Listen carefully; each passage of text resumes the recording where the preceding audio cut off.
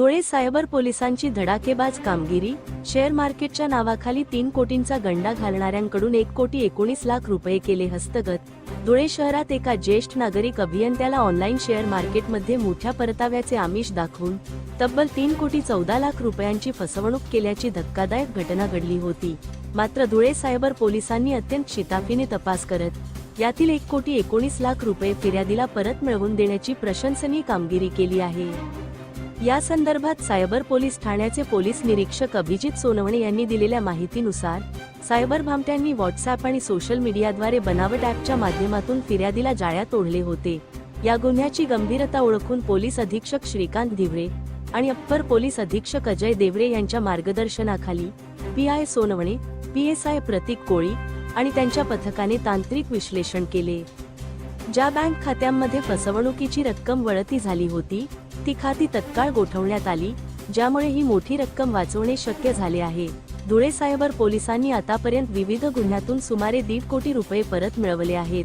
नागरिकांनी केवळ सेबी नोंदणीकृत संस्थांमार्फतच गुंतवणूक करावी आणि फसवणूक झाल्यास तात्काळ 1930 या हेल्पलाईनवर संपर्क साधावा, असे आवाहन पोलिसांनी केले आहे। धुळे क्राईम न्यूजसाठी अब्दुल रहमान मलिक, धुळे। नमस्कार, मी पीआय अभिजित सोनवणे, नेमणूक सायबर पोलीस स्टेशन धुळे।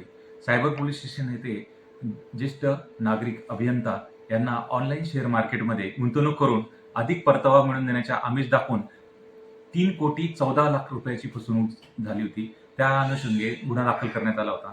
माननीय पोलीस अधीक्षक श्रीकांत धिवरे सर, अप्पर पोलीस अधीक्षक देवरे सर यांच्या मार्गदर्शनाखाली सदरचा गुन्ह्याचा तपास सुरू करण्यात आला होता।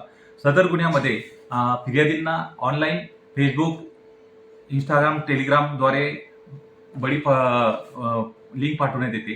त्या अनुषंगाने फिर्यादी हे बळी पडले आणि त्यांनी त्यात इन्व्हेस्टमेंट केली। इन्व्हेस्टमेंट केल्यानंतर त्याचा आम्ही तपास सुरू केला की त्यांच्या अकाउंटद्वारे कुठे कुठे पैसे गेले होते ते आम्ही सदरचे अकाउंट फ्रीज करण्यात आले। फ्रीज केल्यानंतर माननीय कोर्टाच्या आदेशाने आम्ही तात्काळ त्याची दखल घेऊन 3 कोटीमधील 1,19,00,000 रुपये फिर्यादी यांना तात्काळ मिळवून देण्यात आलेले आहे। जवळपास सायबर पोलीस स्टेशनकडनं 1,50,00,000पर्यंतची रक्कम या महिन्यात मिळवून देण्यात आली आहे। सायबर पोलीस स्टेशनकडनं आपणास आव्हान करण्यात येते की शेअर मार्केट संबंधाने कोणतेही आपण जर इन्व्हेस्टमेंट करत असाल तर सेबी पुरस्कृत रजिस्टर ब्रोकरद्वारे डीमॅट अकाउंट आपण गुंतवणूक करा।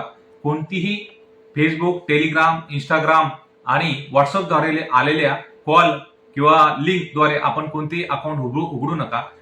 तुम्हाला एक लिंक पाठवण्यात येते आणि एका ॲपमध्ये आपलं अकाउंट उघडण्यास सांगण्यात येते। त्यात तुम्हाला तुमची इन्व्हेस्टमेंट केल्यानंतर तुम्हाला त्यात प्रॉफिट दाखवला जातो। असा कोणताही प्रॉफिट तो नसतो आणि सायबर फ्रॉड करणारे तुम्हाला त्यात भूल थापायला दाखवत असतात आणि ते तुम्हाला इन्व्हेस्टमेंट करायला लावतात। अशी इन्व्हेस्टमेंट केल्यानंतर तुम्हाला खूप मोठ्या प्रमाणात प्रॉफिट झालेले दिसतो। ज्यावेळेस तुम्ही ते पैसे मिळवण्याचा प्रयत्न करतात त्यावेळेस ते तुम्हाला सांगतात की तुम्हाला एवढा टॅक्स बसेल, तुम्हाला पुन्हा पैसे भरावे लागतील आणि अशा ह्याच्यात माणूस फसतो आणि त्यानंतर कळतं की आपण ह्या शेअर मार्केट ॲपमध्ये आणि या फ्रॉडस्टरला बळी पडलेलो आहे। तरी आपणास आव्हान करण्यात येते की आपण कोणत्याही प्रकारे अशी गुंतवणूक करू नका की जी फेसबुकद्वारे, व्हॉट्सअपद्वारे, टेलिग्रामद्वारे अशा सोशल मीडियाद्वारे आपल्याला ज्या लिंक येतात त्या आपण डाउनलोड करू नका आणि अशी कोणत्याही प्रकारची गुंतवणूक करू नका। शेअर मार्केट हे ऑथराइज ब्रोकरकडनंच आपण ओपन करावं, असे आपणास आवाहन करण्यात येत आहे।